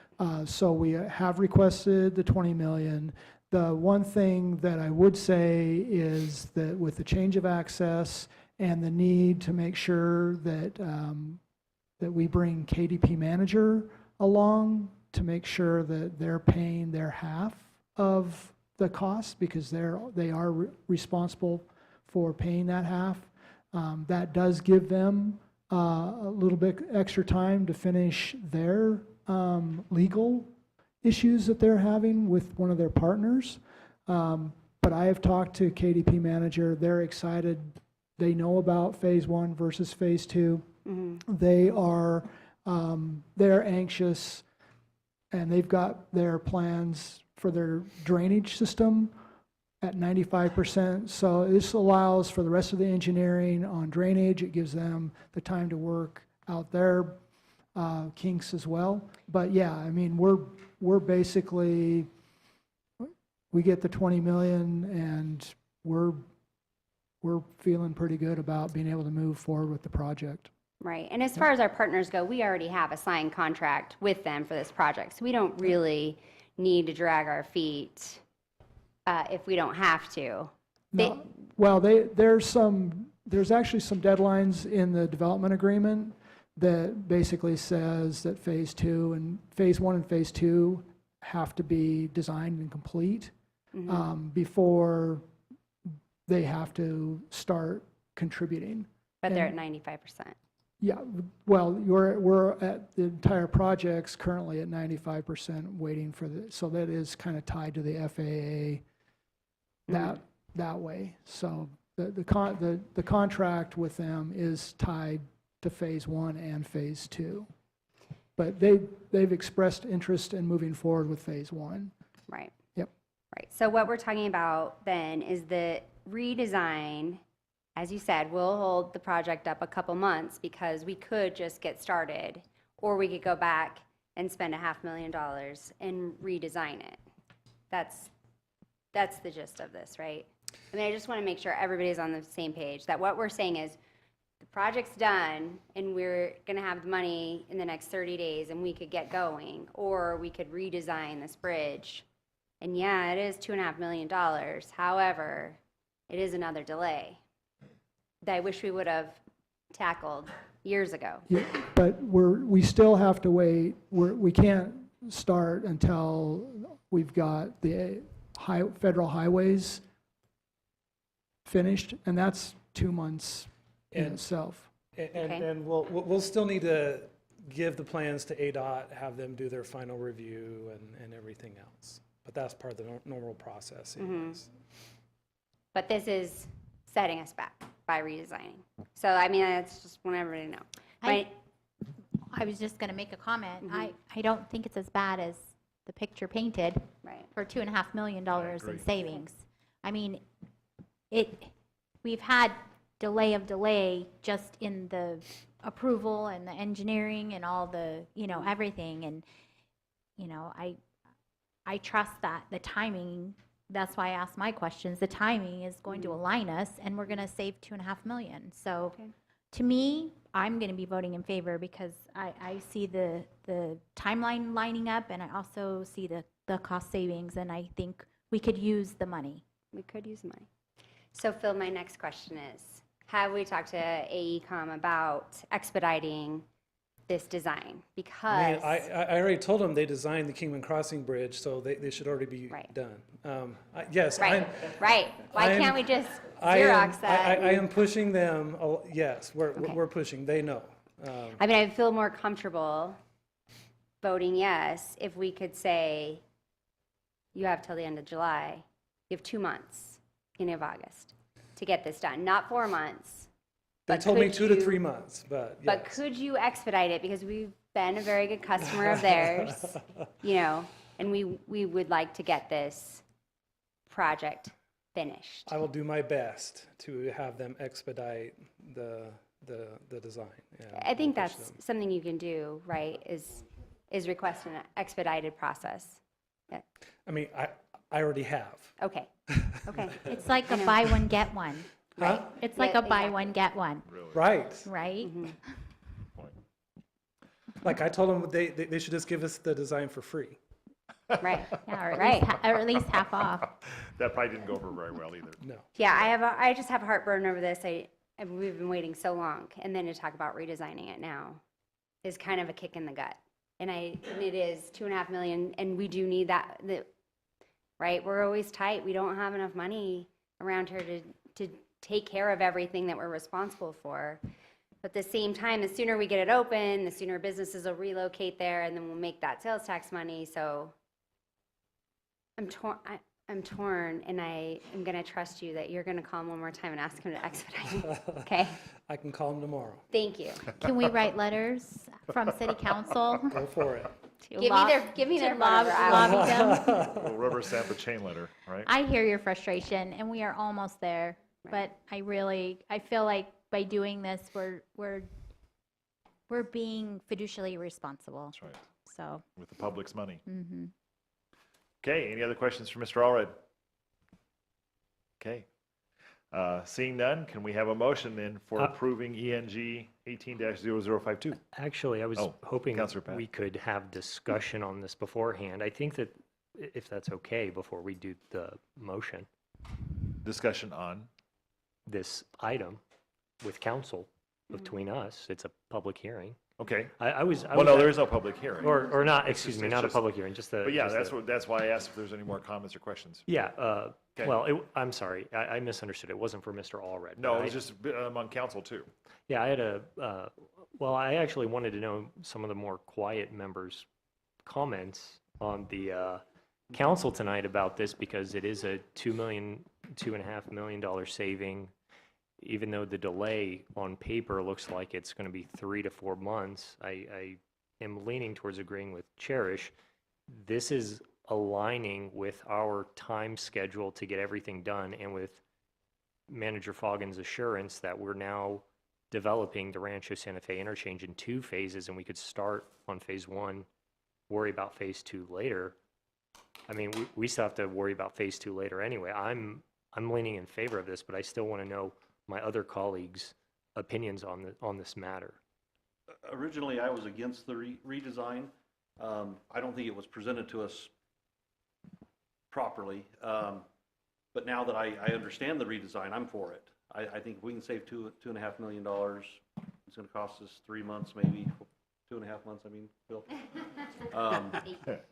I think we're fine doing it. I really do, because I know our partners are having issues, and you know, to save $2.5 million, 3 months, let's do it. I agree. Yeah. I agree too. My concern, and I had expressed it to Ken, was the holdup, the time. But if the timeline's going to line up pretty close anyway, and we can save $2.5 million, we should do it. I don't know how many times I can nod my head yes. No, I'm totally for saving $2.5 million. It's not going to save much time anyways with the 3 months. There's your temperature. Okay, thank you. I just wanted to know. That's all I wanted to know. All right, I'm good. Okay, can we have that motion then to approve this matter? I will make that motion. I'll second. All those in favor say aye. Aye. Any opposed? Motion carries. Thank you. Item 5A, department reports, visitor center update.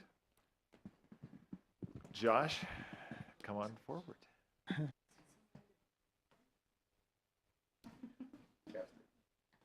Mayor Watkins, Vice Mayor Semelli, members of council. I'm Josh Noble with the Kingman Office of Tourism. I really appreciate this time to share a little bit with you about what we're doing.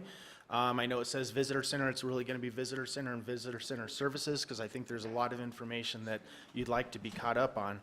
The latest is I just 2 weeks ago attended IPW. It's the nation's largest international travel trade show. Had 28 great appointments with tour operators from around the world. Back in the restrictions time, Manager Foggin really tasked me with trying to identify trade shows that we could attend to bring travel back in when things opened up. We wanted to be on the forefront of everybody's mind. So in 2020, 2021, I attended a couple of virtual travel trade shows, if you believe those exist. And over the last 2 years, I've attended 5 trade shows, meeting with tour operators from over 100 tour operator companies. And really, I think that one of the things that was really set with me is last year at IPW, the retiring president of the U.S. Travel and Trade Association, Robert Dow, said that tourism is a silent diplomacy. He shared with us that of the international community that has never visited the United States, only 20% had a positive view of Americans. But of those who have visited this country, 70% viewed us as positive. I think in a day and age where Kingman so often and unfairly is given a bad rap in news and media, whether it's the Kingman potholes out on Interstate 40 or Sacha Baron Cohen's publicity stunt 5 years ago that has really left a bad mark on us, we could use some of that silent diplomacy for our community. After attending some of these trade shows, the feedback that I've gotten from a couple tour operators is that after sharing with them the unique things that we've been doing in Kingman, the drive-through shield, the electric vehicle museum, all of the different vibrancy that's been going on downtown, that some of them have shifted their overnights from surrounding competitive communities to overnighting in Kingman. And I thought that was some silent diplomacy. One of the other major focuses is our Visitor Information Center. The Visitor Center is coordinated by Desert Paulson. I'd just like to give a shout out. She recently got her master's in Sciences and Global Technology and Development, Applied International Development from the Arizona State University College of Global Futures. It's a great honor for her to be part of our team. She manages 7 members out at the help desk. Our visitor center last year welcomed 140,000 visitors. It was actually 139,999, but Mr. Foggin said just round it up. Compared to in 2021, we had 65,000 visitors. It was quite the jump. Now, it's not what we had in 2019 with 239,000 visitors, but I do want to say that we have a much more purposeful traveler. So in 2019, only 21% of the people that were coming to the visitor center were going up and visiting the museum. In 2022, it's 27%. It's quite a much larger number. The other thing is our gift sales, our gift shop sales. At IPW this year, I was talking with one of my counterparts, a friend of mine that works for one of the visitor authorities of one of the 20 most populous communities in our country. And he said that their visitor center was doing really well, that they were making about $300,000 in gross sales in their gift shop. And I thought that's pretty good, because I know we, although we're not one of the top 20 communities in Kingman, or in Arizona, we're number 34, certainly not in the country, we're making more than $300,000 in gross sales in our visitor center. In 2019, we did $299,000 in sales. In 2022, we did $343,000 in sales. We just last month, or 3 months ago, in March, had our highest month in sales at $44,000 in sales. This is enough funds that when you net out the cost of goods sold, it's still enough revenues to pay all of the employee costs at the front desk and then live a pretty good chunk of change to help subsidize the rest of the operations we do in Kingman. And of course, it's not just to make those sales, but they're also giving travel information. They're sending people into the community, letting them know where they can eat, what they can visit, what they can do. And I think that to kind of highlight what our visitor center does for visitors coming into Kingman, I just want to talk about some of the reviews that we've had on Google Places, TripAdvisor, and Yelp. If I look at just the reviews from this fiscal year, that's the last 11 months, we've had 61 reviews that have a comment. Of those, 10 of them mention our staff. None of them in negative light. Let me just go through some little snippets here. So enjoyed my visit with Kingman Visitor Center. The staff was so incredibly kind and helpful. The staff is friendly, is very friendly, which is always a concern when you're a minority visiting new places. Could have spent much longer here if time had permitted and found it very interesting. Also, a nice shop and helpful staff. All of the staff were very friendly. It's very clean and well organized. This is a great place to stop and visit along Route 66. The visitor center is clean and staffed with friendly and helpful people. It's a quaint little place with Route 66 souvenirs. The staff is very friendly. Great place to shop or stop while you're on a road trip. They had clean bathrooms, snacks, souvenirs, small attractions, and friendly staff. A must-stop on a Route 66 tour, excellent museum and gift shop. The staff was very friendly and helpful. Perfect visitor center, helpful staff, convenient shopping. And the last one, the visitor center is free, clean, and staffed with friendly and helpful people.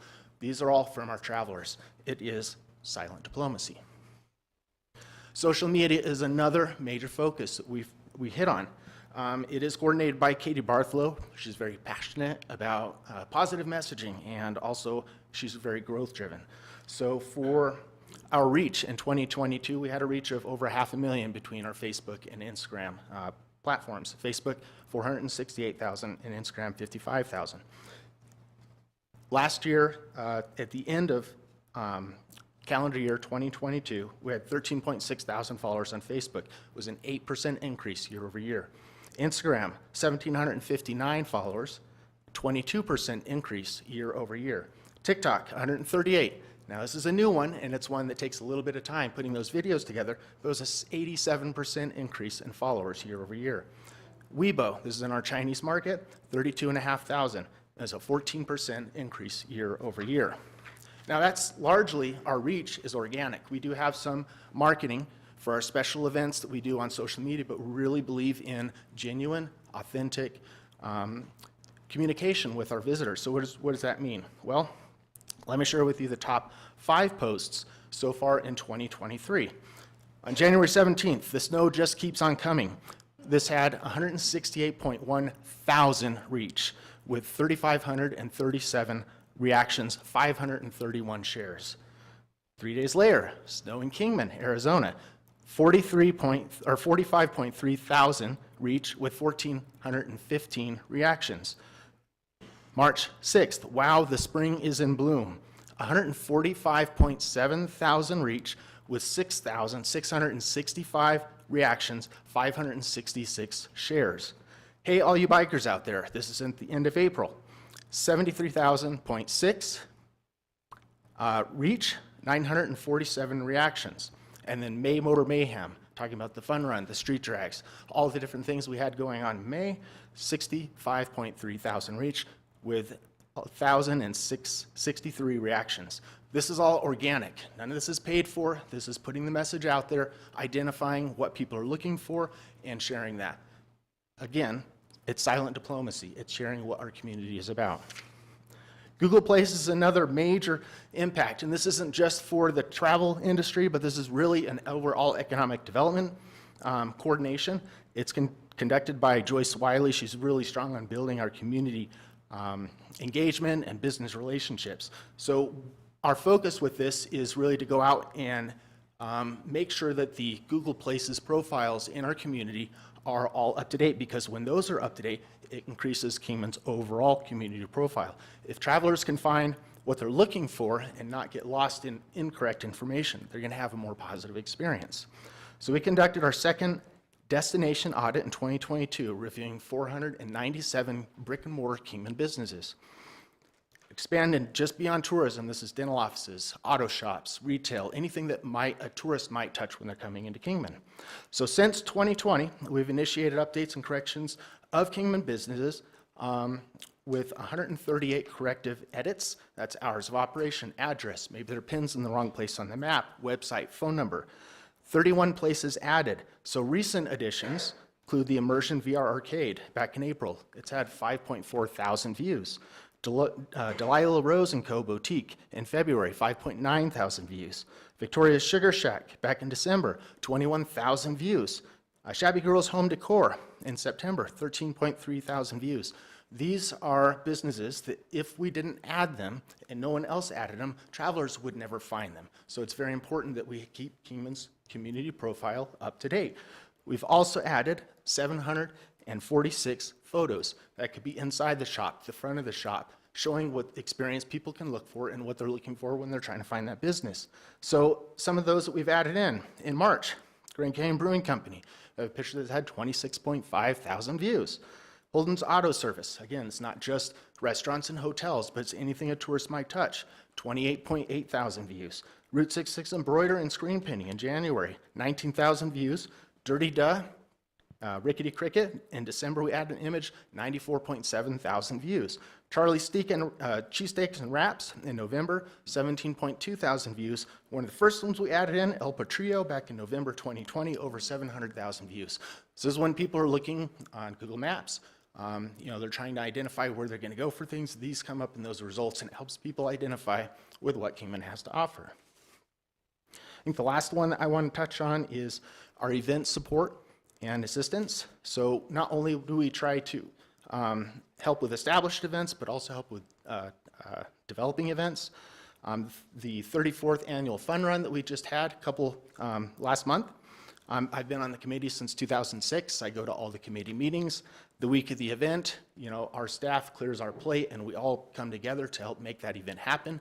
We have assistance from Public Works with the over the road banners, with coming up with traffic control. We have assistance from KBD with having a presence at the event.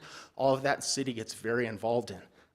The Kingman Route 66 Tree Drags, we've been hosting their monthly meetings. We do a sponsorship with them.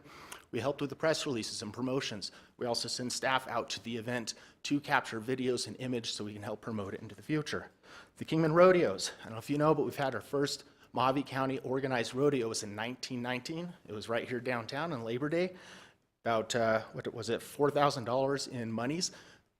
Prize winnings, that's over $70,000 today. We have a strong tradition with that, so we're always trying to work with the Kingsmen. Sylvia, who is on the economic development team, participates on the committee for the rodeos, so we all try to make sure that Western heritage continues in Kingman. Developing events, the Kingman Route 66 Fest. So we are going into our third year. The last 2 years we had over 5,000 spectators both years.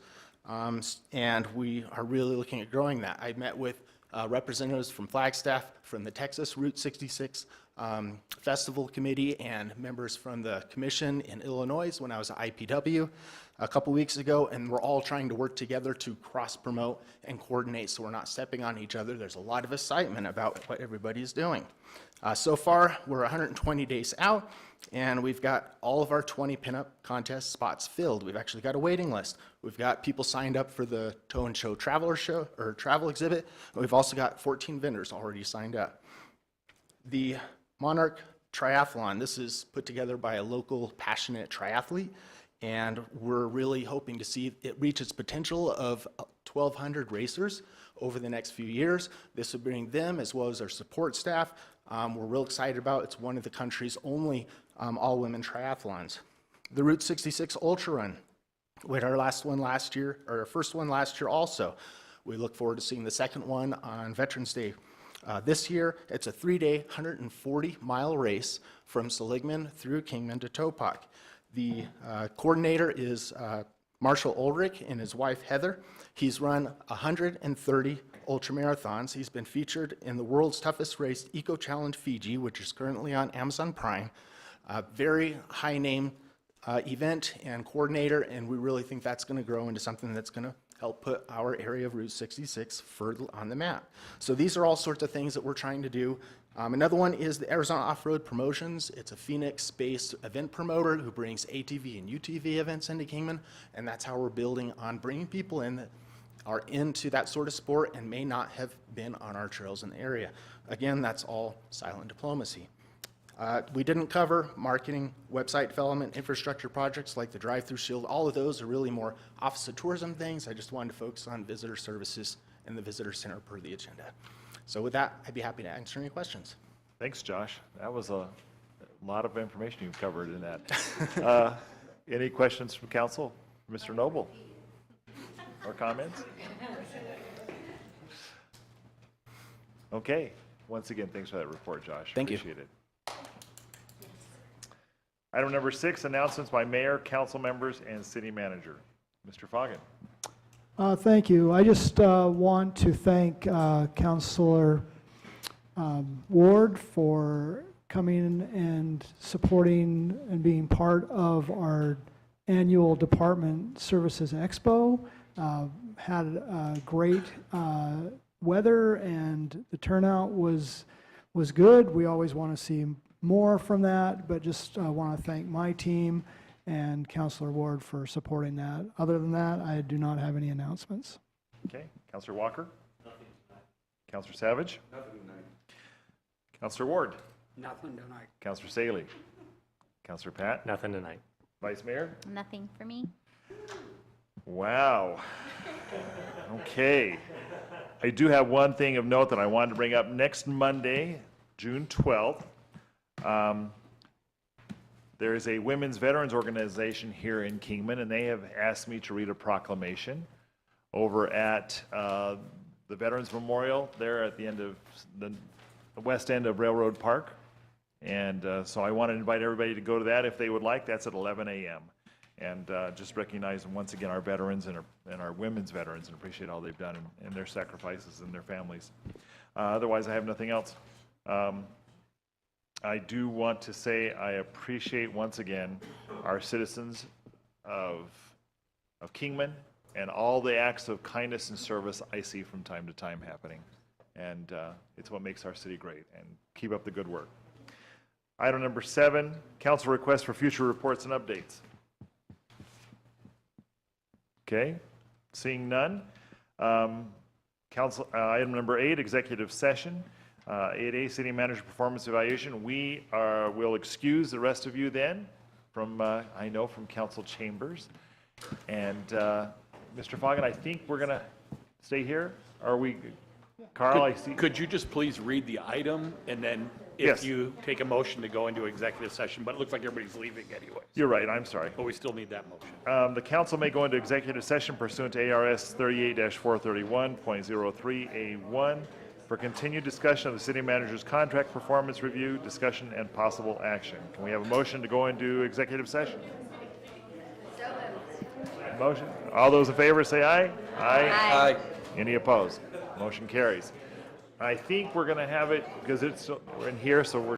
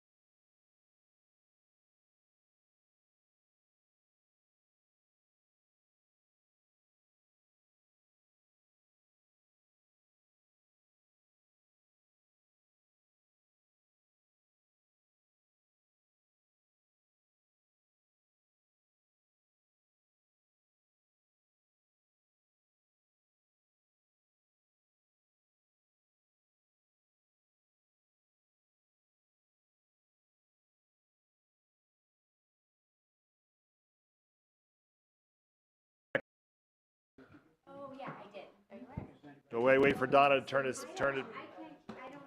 We're back on now? Okay. Coming out of executive session, we have discussed with Mr. Foggin, and we have goals in place, and we are working on them. And we are adjourned.